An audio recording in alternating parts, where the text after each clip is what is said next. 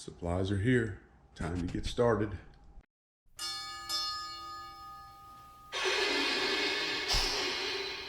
All aboard!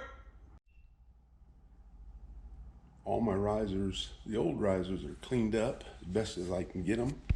But I went ahead and purchased some more 2-inch risers. I got my Pico SL8300 code 83 track. There's 75 feet of it in here. And I got an extra 8 sticks, 16 feet there. Got me some foam putty. And I got 2 sets of 4% incline. I know I'm going to end up having to do some more inclines, declines, but I don't know what yet. Some more foam nails. This, I bought some 1/2-inch cork board for the front here. And 1, 2, 3 1-inch risers for the one around the outside. And I'm probably going to need another box of that, but this is a good starting point. Okay, this is a picture of the base here when it was new. Doesn't look like that anymore. I've made no bones about it. I don't like all the curved stuff up here. Curves have an inherent problem, as far as I'm concerned. It's a problem that needs to be fixed. Down here toward the center is I don't like the diamond crossings, and they got to go. Outside of the tunnel there, you can see that there is a quick turn from an 18-degree radius to a straight just as it comes out of the tunnel. Don't like that either. On the far side is where it comes around the corner and goes into a flat, from an 18-degree to a flat or a straight to an 18-degree, and also some other stuff happening in there. Watch this quick video clip from Ron's Trains and Things, and I'll put a link up here to Ron's, and I hope you don't mind you guys watch this because he's got some good information. I think it explains on this picture why things happen the way they do with this track. Take a watch.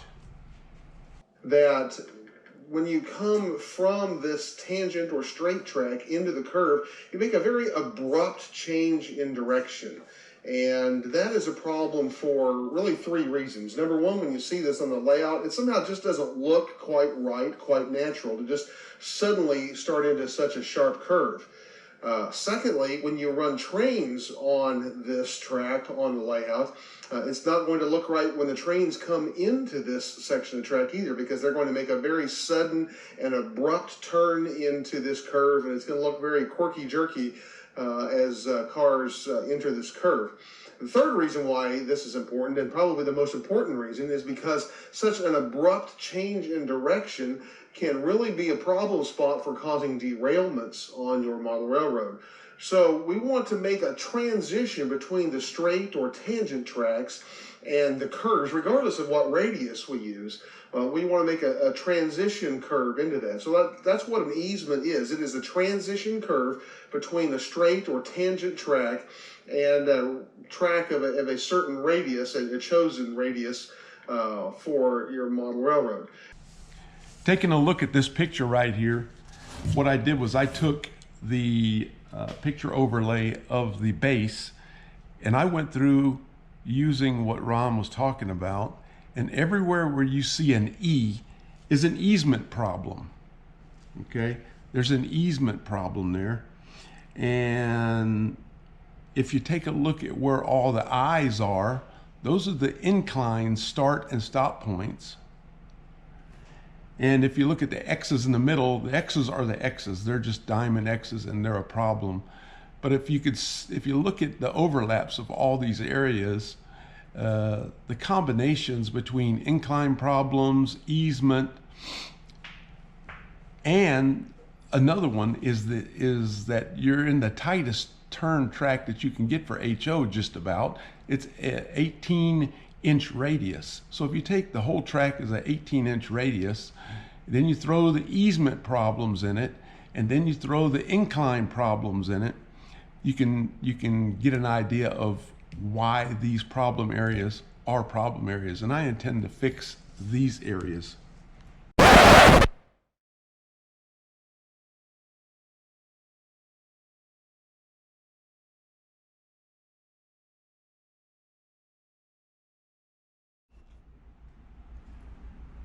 Okay, armed with my newly made yardstick with a screw in it to get my radius turns, I'm going to attack this thing, and basically I'm going to get rid of this problem by making easements into all of those areas. I'm going to get rid of that turn in the back, and I'm going to expand just the two inner circles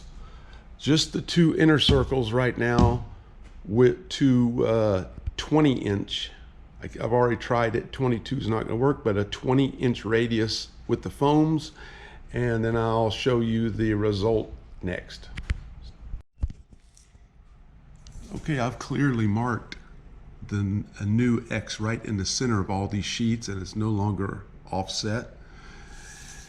I've put a screw into my yardstick at 1 inch perfectly and screwed it 24 inches down from the center, and then you can see that so 21 is actually going to be at a 20-inch radius, and the center of this other stick is squared perfectly to go across that there,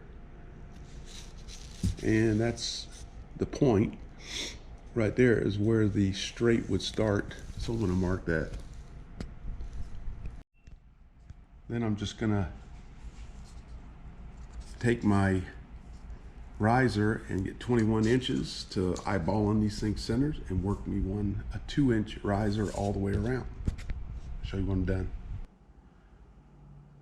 Okay, this is my basic layout with the 2-inch risers all on the base except for the 1-inch risers on the outside. And I'm going to have to change some risers, but this is the basic shape of the course. As you can see, on the back stretch, it's straight. There's no kinks in it. It crosses over, goes on the inside.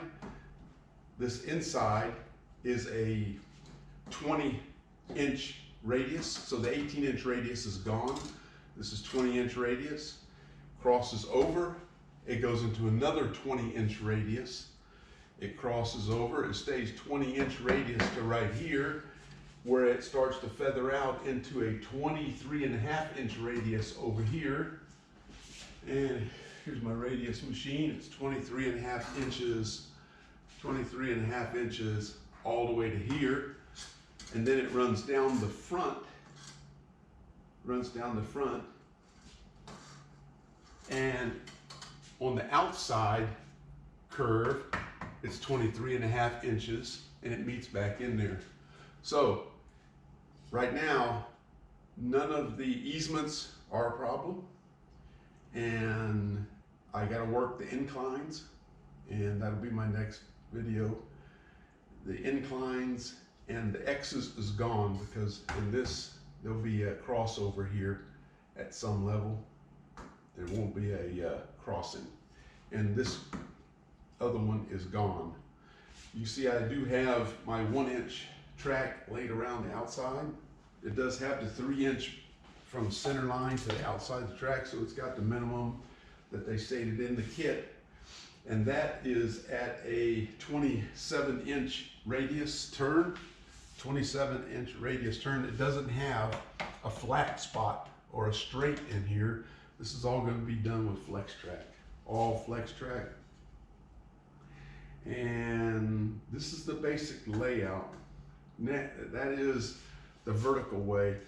Next video, I'm going to be working on the horizontal. I'm going to be working on the elevations and moving these things up and over so you can get an idea of what's going to actually happen around this mountain over here. That covers it. See you on the next one.